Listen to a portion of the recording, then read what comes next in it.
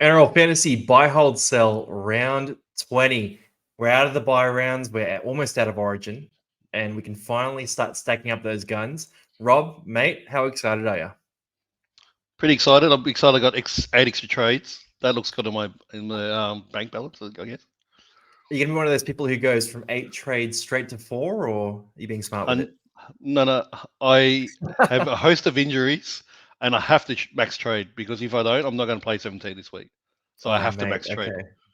I've Mate, a got lot of all the people in your injuries. camp. A lot of people Yeah. in that camp. I'm going to try and hold a couple of trades, but I don't know. It's tough. It's tough to hold on with some of the buys you got here. For today, format. So we've got buys, we've got guys to wait on. So guys we recommend waiting on, and guys that we are skipping. There's some very controversial players in that third section as well that we're skipping, and there are a lot of popular guys in that section too. Then we'll talk about cheapies and hold or sell as well. So let's get right into it. First up, guess the score. Nathan Cleary this week. Rob, I'll give you some time if you need it. I'm going to put my guess in at the end of the video. But what sort of numbers are you thinking for Cleary this week? I'm buying Cleary this week, so I'm going to say 110. Oh, pre-captaincy? He's going to smash that break even that everyone says, let's wait a week. He's going to smash it, and then people are going to say, oh, I should have bought him last week. So 110. Oh, mate. How'd that work for Heinz owners? Not too well. Not too well. Yeah, Cleary's different beast. All right, 110, big call. Guys, drop it in the comments what your guess is for Cleary's score this week. Let's see who can get that one right. Now, jumping into the buys section first. So remember, we're going to go buys. We're going to talk about guys you should wait on. In my view, we can debate this, by the way. I think we're going to debate Cleary. And then we can talk about the options that we're skipping as well. So for buys here, Payne Haas, Connor Watson, Gus Crichton, Reed Marnie, Jaden Campbell. I'll talk about Payne Haas and Connor Watson up here first. So Haas, absolute unit. You pay for what you get.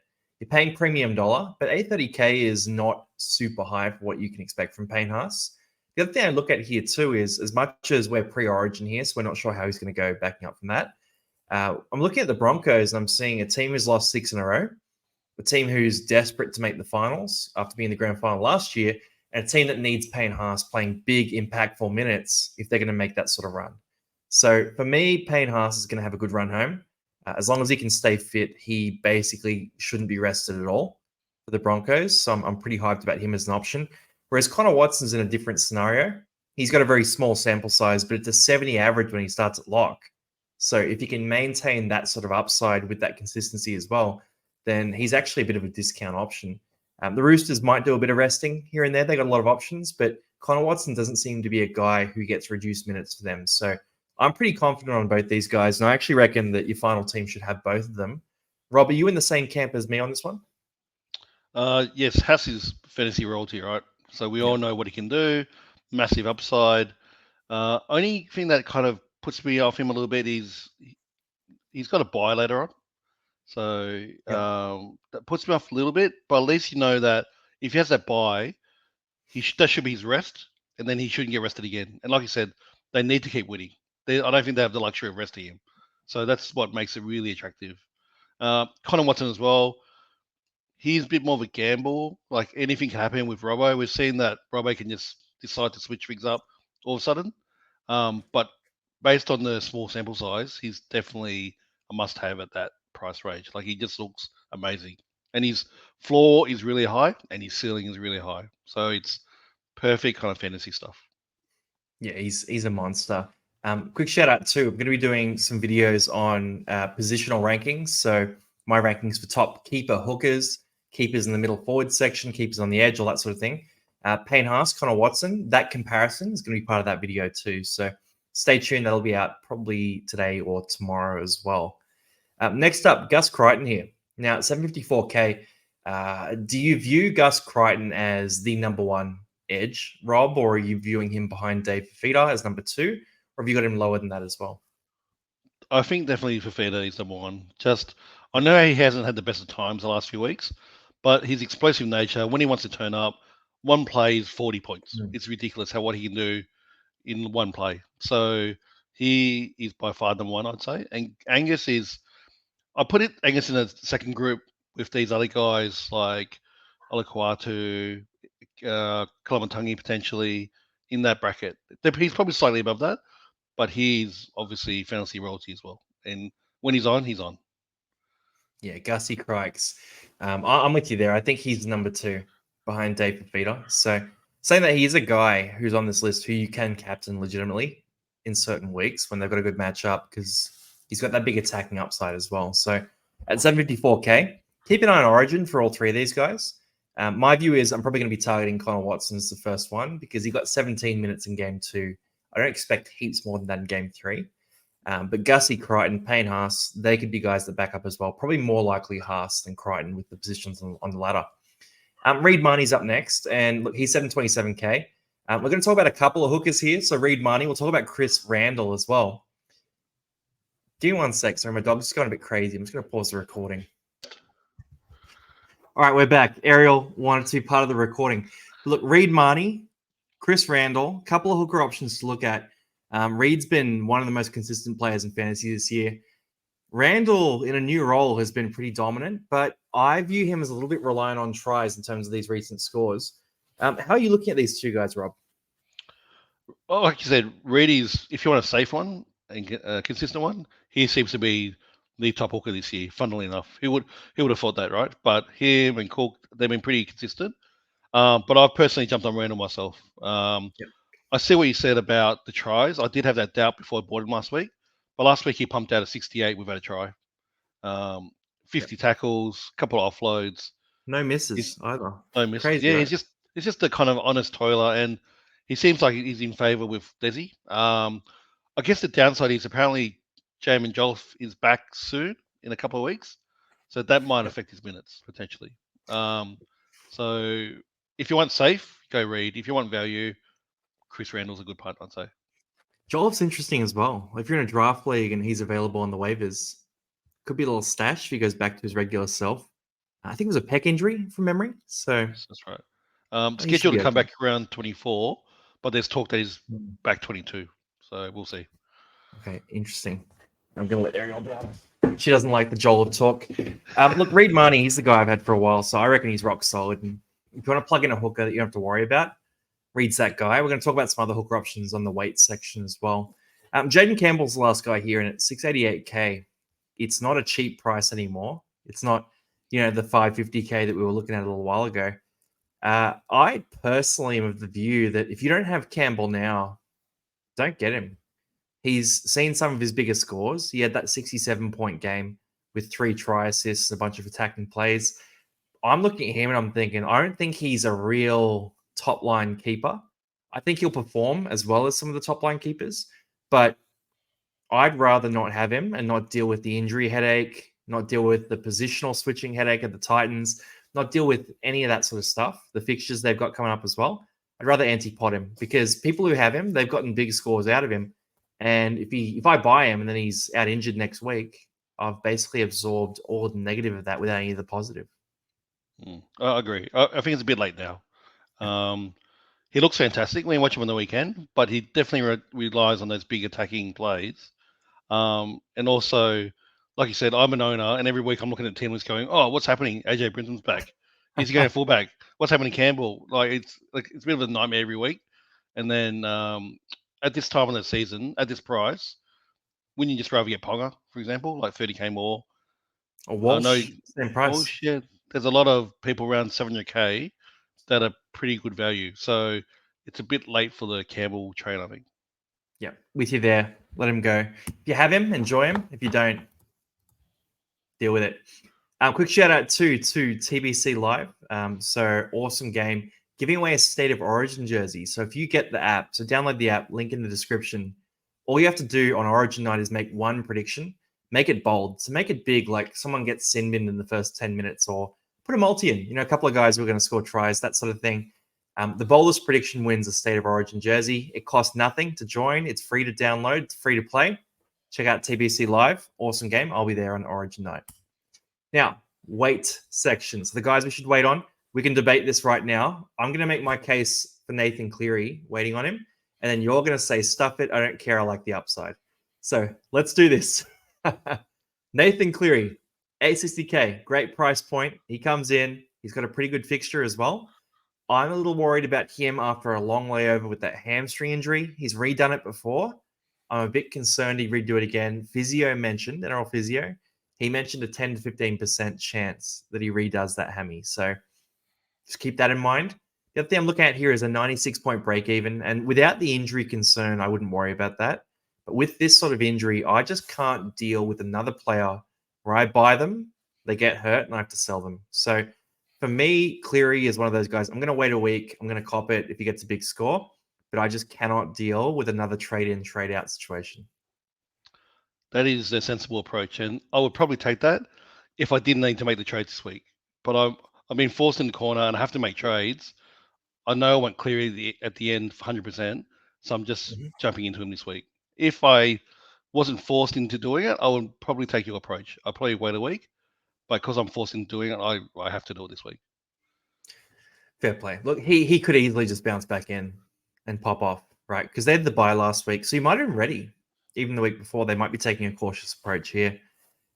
It could be anything. So I think both situations work. If you're wanting a real pod, you buy him and captain him this week. Most won't do that, so I don't mind that.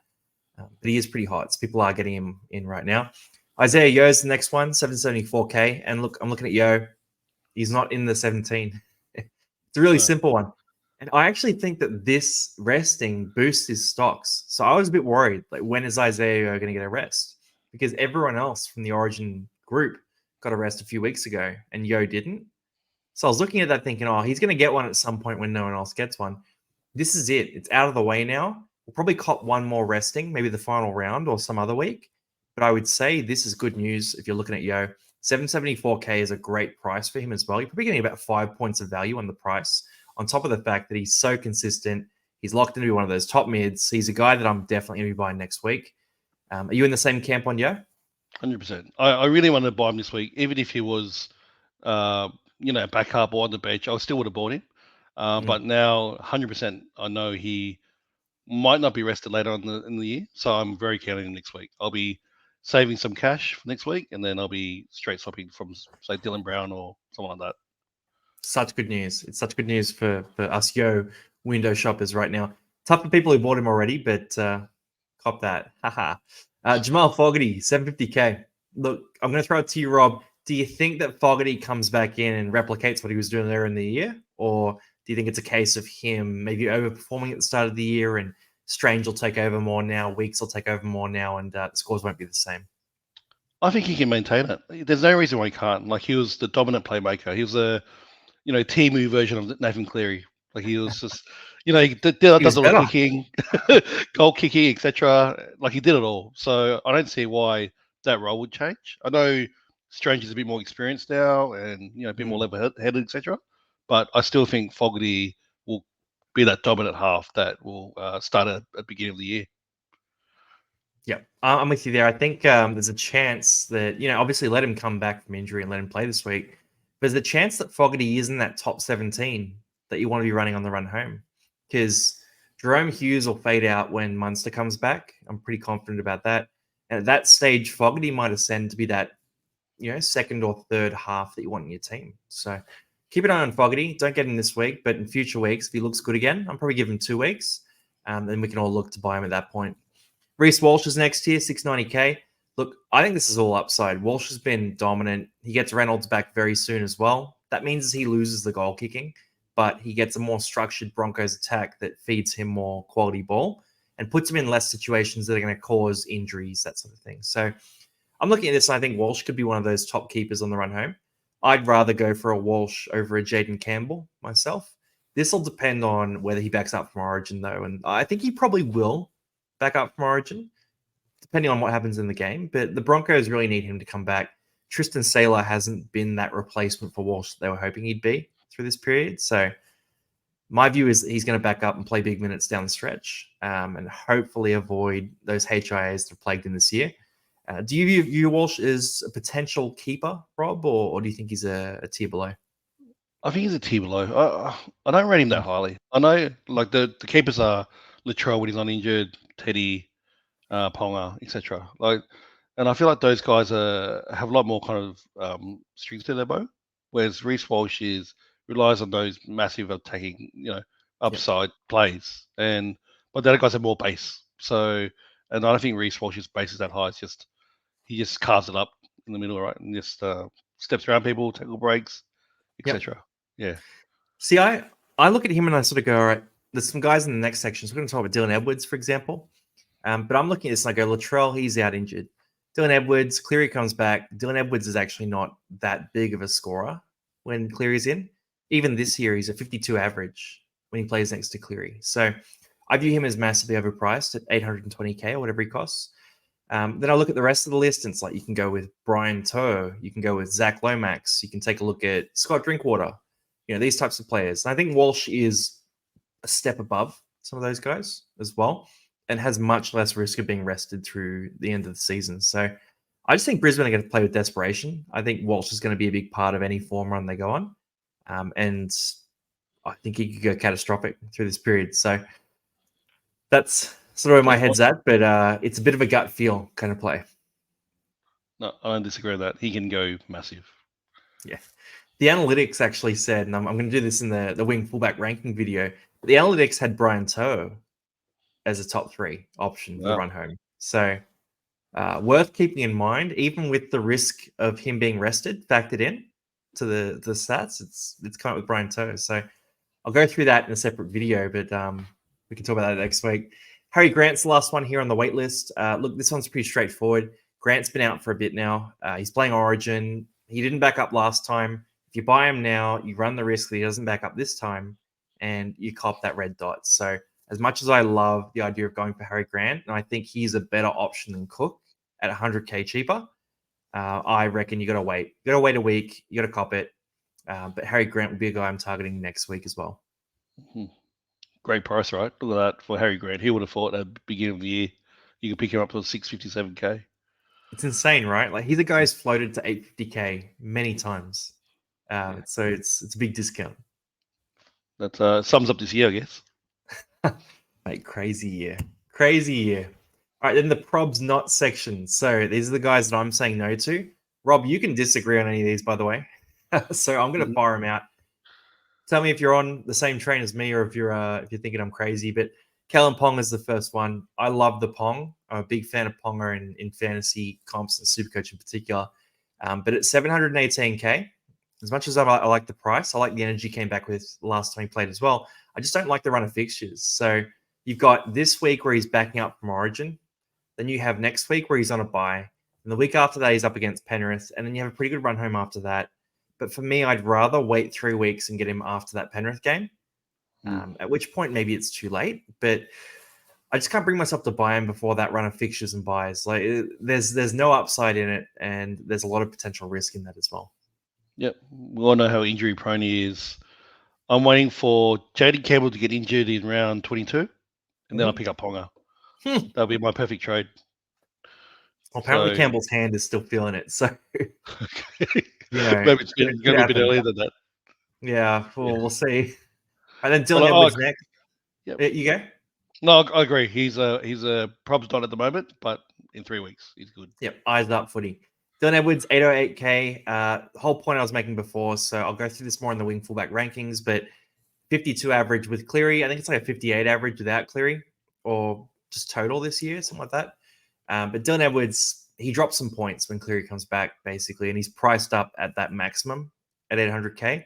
It's too expensive for a wing fullback that isn't going to be an option that's in that same league as, he's priced like Isaiah Yeo, Payne Haas, Connor Watson. He's not going to score like those guys on the run home. So for me, he's a skip. As much as he is probably a top 3 wing fullback, the price is just too much to pay. Yeah, agreed. Just way overpriced. Exactly. Yeah. Mitch Barnett, 807K. Again, I think he's a bit overpriced. So recent run of form has been fantastic, but there is nothing to indicate that he's going to maintain 800K plus level value when, again, he's priced the same as, Connor Watson, Payne Haas, Isaiah Yeo. I keep using them as benchmarks. He's 50K more than Angus Crichton. I think he's worse than Angus Crichton for fantasy. So for me, Mitch Barnett is the easiest avoid I've essentially ever seen. I agreed. Like, he looks good on paper. If you look at his recent scores, dual position, it looks great. And now Tohu Harris is out as well. It looks good, but I don't believe he can keep it up. It's just he's been superhuman for the last 4 weeks, and I don't believe he can keep it up. Yeah, it's been berserk. That 100-point game he had He had a try assist, and then basically no attacking stats. So like 50 plus tackles, 5 offloads, a bunch of meters, but it was all base stats essentially, which is bonkers for him. Yeah, insane. Jerome Hughes, 788k. And look, this one's a pretty straightforward one, but Jerome Hughes with versus without Munster, about a 10-point difference. I wouldn't be buying Jerome Hughes now. That's the big thing. So if you got him, hold him, enjoy him. But once Munster comes back, I view him as a guy who's going to drop into the low 50s kind of area. And again, you're paying top price, nearly 800k. It's too much when Nathan Cleary is 70k more and probably going to be about the same price next week. So Jerome Hughes is a pretty firm skip for me. Agreed. He's a hold if you have him, but yeah, I wouldn't go buying him at all. Yeah, no, as an owner, I've enjoyed him, but it's too late now. And then Cookie Monster. Look, we're talking about the fixtures, him potentially getting, losing minutes to Mamazelis. What's your real firm view on this, Rob? So if I put you on the spot, you have to call it. Do you think South Sydney fall out of contention soon and Mamazelis gets minutes, or do you think I'm sort of just fear mongering right now? No, I think it's a former. South are in terrible form, and unless the Troll comes back real soon, I don't see them getting into the finals. And I see Pete coming in and taking minutes for sure. Yeah, agree. Cookie off to the Dragons next year. Also, he's top price. That's the other part, right? So you're paying more for him than you're paying for Reed or Grant. And as much as Cook, I think I looked at the numbers. I think it's about 15% of games he's played this year, where he's played the minutes he normally plays. He's gone 80 plus. So he has more upside than the other hookers, but he's also got that risk and that lack of job security. So keep that in mind. Probably not something you want to do if you're low on trades. Then quick shout again, TBC, also with Queensland Origin jerseys. So how about that? But guys, make sure you get in there, seriously. So I'm actually a co-creator of TBC as well, in case you guys didn't know. So you're supporting me by jumping on too. Hopefully I'll see you guys there. All you got to do is make one prediction. You can win a State of Origin jersey of your choosing. Either the Blues jersey or the losing team's jersey are up for grabs. So that's TBC Live. Now, jumping into the cheapies section and a little late adjustment here. Charlie Geimer had a little bit of an ankle injury. Just keep that in mind. But he's a guy where, look, if that gets cleared, then he's a guy who could potentially be playing decent minutes down the stretch of the season at a very low price in the edge forward position. So could be an option you look at. Probably not one for this week, but one maybe for next week. I'll throw it to you, Rob, next. So looking through this list, and Talon De Silva or Leica Halasima, which one of these guys jumps out at you more, if any? The Silva is very short term, right? Because Appy looks to be 1 and 2 weeks.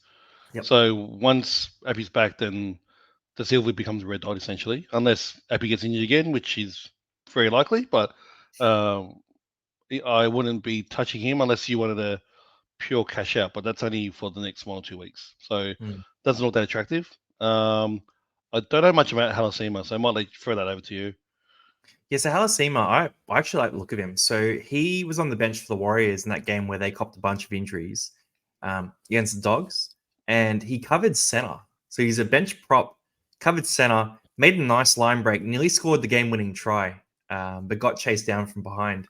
So I like the look of him. I think he's a footballer. I think in that game he showed a lot of flexibility and grit to do that. I think with Tohu Harris out for a while, we're going to see Halasima get more and more minutes. Do I think he's a guy you'd start in year 17 this year? Absolutely not. I don't think he's anywhere near that league of player, just in terms of the role he's going to play. But do I think there could be chances that some weeks he gets more minutes and he's an effective cash out that can maybe cover you at a pinch in a team where he's sitting behind, Dylan Walker as the starting lock, who normally can't string together too many games in that spot? Maybe. So 235k, very little risk in this one. If I was taking a cash out this week, he's probably the guy I'd be jumping onto. There really is no downside at that price. So he'd be the guy. Look, Talon De Silva, I'll shout him out too, because I think he's actually a bit of a weapon. If the Tigers are playing better, I'd consider it if it was maybe 3 to 4 weeks, something like that. But it's just too short. So you get 1 week, probably going to be 1 week where he shares the role, and then maybe a second week and then he's gone. The other two here, Jai Gray, Tom Starling. Vungi, mate, which one of these guys is jumping out at you? Starling, YOLO. It's You're playing we all Ricky know ball, about eh? the risk. Yeah, we all know about the risk. Next week, Starling could be back on the bench playing 10 minutes a game, right? So you just never know. But I just can't escape his upside at that price. Yep. So at this stage, because my team value is so bad this year, I really am looking for those value guys that can potentially start and score 45 to 50 points. And Tom Starling is the man. But obviously, like I said, there's a great risk there with Ricky Stewart. But there's only 8 games left. Might as well just take a punt and go for it. Yep. I don't mind that either. He's a 50-point guy in that role too. So super effective there. Look, Jai Gray is the other one we've got on the list here. Probably about 3 weeks left for Jai Gray in that starting role. There's a lot of talk about Latrell and that they're waiting and seeing on that foot injury. To me, it didn't sound convincing that he'll come back in 4 weeks. It was more that they'll have a look at it in 4 weeks and they'll decide about surgery or whatever it is, right? And if South Sydney have fallen out of the finals race by that point, then he's not going to come back. Is sort of the short answer there. So, look, Jai Gray, you could make a case for buying him this week. The other option you have there is if you went a bit higher and you didn't mind whether it was wing fullback or center, Isaac Tungo is 420k as well. So you're copping 50k more. I know you're not a Tungo fan. So look, I'll let you throw the counter in because everyone's heard the reasons why I think he's a good option. For Tungo or for Jai Gray? Isaac Tungo. I don't mind him. Like, I just think that he's just very sporadic. And I know he went on a run last year. He was worth 700 and something K. So obviously the pedigree's there. So I can't debate and say he's terrible, but he just looks really low in confidence. And I don't know how much Nathan Cleary is going to help him out. I haven't ruled him out as such because there's that massive discount that you can see. So it's really hard to ignore, but I'm not a huge fan. Yeah, see, I think he's a red hot value pseudo keeper, less risky than a Starling at a similar price point. More risky in terms of his scoring profile, but less risky in terms of the job security. So I look at him and I think he's a good option. He's not in my trade-ins right now as it stands, but I might look at it at some point. The thing with Tungo is, I don't know, if you've lost Ewan Aitken, for example, and you're short and you want to back up center and you don't have Jack Whiten and you don't want to pay for Jack Whiten now, like that sort of scenario, right? Then Tungo is a great option in that scenario to be a third center or maybe even a cheap second center for you. But I wouldn't bring him in counting on him going back to that regular 50 average that he hit last year. But the streakiness does play well, like because Penrith are coming back to full strength. I think the confidence will come back playing next to Cleary. So I'm pretty pro Tungo, but I don't know. I reckon Cleary will have a big impact on this team. Like you said, I think that my team is starting to fill up with guys like that, like a lot of potential, but cheap, just to cover the position. So if you somehow loop those players in every week, that would be gold. I mean, like somehow not have to use them, and then if they go crazy, loop them in. That's the ideal play. So as a Jake Tungo owner, who I assume is going to be a red dot after last week's performance, he's wing fullback and center eligible. So I actually am planning for some loopholing at those spots. So perfect. Yeah, it'll work for me, but you're right. You do need the red dot to make it work. So that's worth keeping in mind.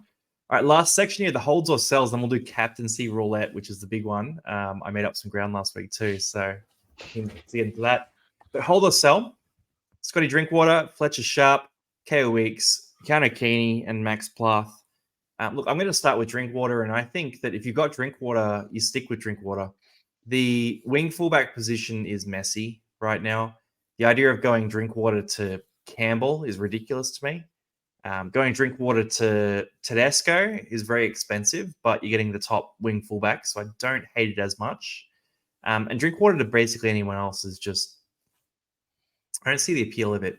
Right? I think he's close enough to being a keeper, and he's very injury resistant. I say that now, I'm probably going to jinx him, but I think he's a guy you can just rely on. You can leave him in your team, let him sit there, 630k, do his job, focus on fixing the parts of your team that need fixing. And I don't think Drinkwater is a top 4 trade out for basically anyone. If Drinkwater is one of your biggest problems, you must have an amazing team, right? Like it's I can't see him as being a problem. So he's not amazing, but he's good enough. Fair play. And you're a big Knights man, Fletcher Sharp. Is there any value in holding him this week? Yeah, anything happened to Ponga? If he cops a knock during Origin, just watch out for tomorrow night. If he comes out unscathed, then you probably think about selling him. But if Ponga is, cops HIA, Fletcher Sharp could be the man again very quickly. I'm with you. Give it 1 week. Wait for Ponga in Origin, and then watch him back up from Origin as well, which is actually a bit of a risky game to play. And see what happens. I was kind of hoping that Sharp might be a chance instead of Mapalangi for that wing spot too, but doesn't look to be the case. KO weeks, 606K. The more I look at my team, the more I kind of lean towards just holding weeks for another week, letting him sit there and making the move next week instead. What are your thoughts here on weeks? Do you think Fogarty coming back changes much for him at fullback, or it's still just that attacking stat reliance he's going to be riding? Yeah, not sure. That's an interesting one with Fogarty because they haven't really played together as a 7 and a 1, right? So I'm not actually sure what the impact will be, but he's sellable. I think he's not a top tier wing fullback. Yeah. Those kind of streaky tries isn't going to happen all the time. So he's sellable. But once again, I've got bigger problems than weeks in my team. So he default just becomes someone that he's told, really, because there's other things to get rid of. Yeah, you need the green dots this week as well. Keep that in mind too. And then Keanu Keeney, 686K. Moved back to the bench last week. So Brimson was 18th man, came in at fullback. Brimson played 52 minutes. Keeney played 28 minutes, resting him. This week, Keeney is named as a starting fullback. Brimson is named in the 18th man spot. So it's messy. It's a pretty late game in the round, I believe, as well. It's not an ideal scenario.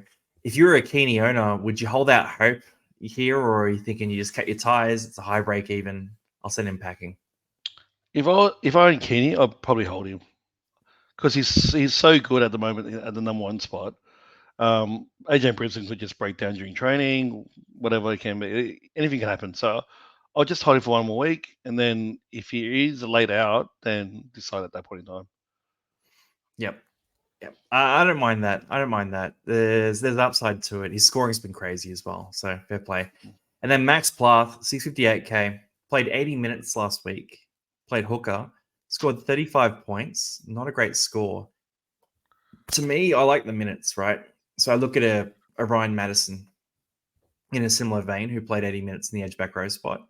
And I think, you know what, if they can keep that minute roll and the scoring isn't great, the points will come in 80 minutes is my view on it. But at the same time, it is a different role for Plath. So maybe they won't. Do you think he's a guy that people should persist with, wait and see, or do you think it's kind of done now he's a hooker?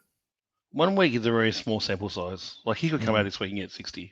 To me, like I wouldn't be knee jerking and selling him straight away. But once again, if he gets 35 points, then you go, maybe he's sellable, and then kind of go from there.